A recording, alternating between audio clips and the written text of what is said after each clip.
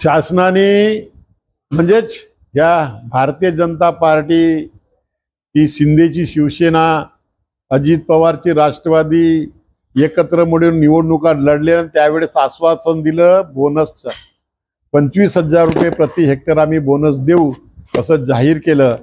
परंतु निवडणूक संपली, निवडून आले, सत्तेत बसले आणि आता ते त्यांचं केलेलं जे काय आश्वासन असेल ते विसरले। आता शेतकरी त्यांना आता दिसत नाहीत, बोनस देत नाही। शेतकरी आम्हाला विचारतात दररोज शेतकरी की आमचा बोनस कुठं गेला। आता आम्ही किती पाठपुरावा केला त्यांच्याकडे, त्याचंही ऐकत नाही।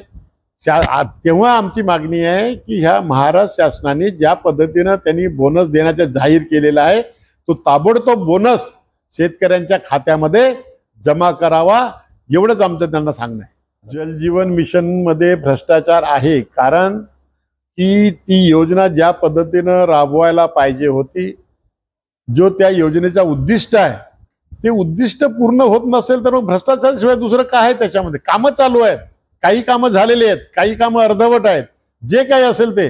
आणि जे त्यांच्याकडे रिपोर्टिंग आहे इतक्या गावाची कामं पूर्ण झालेली आहेत।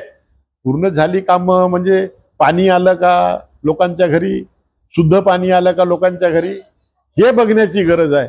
तुम्ही पाईपलाईन टाकली पण पाईपमध्ये पाणी पाहिजे ना, नळामध्ये पाणी पाहिजे। नळ लावला पण नळात पाणी नाही, सोर्स नाही काही ठिकाणी पाण्याचा, तरी पण नळ योजना त्या ठिकाणी राबवण्याचं काम चालू आहे।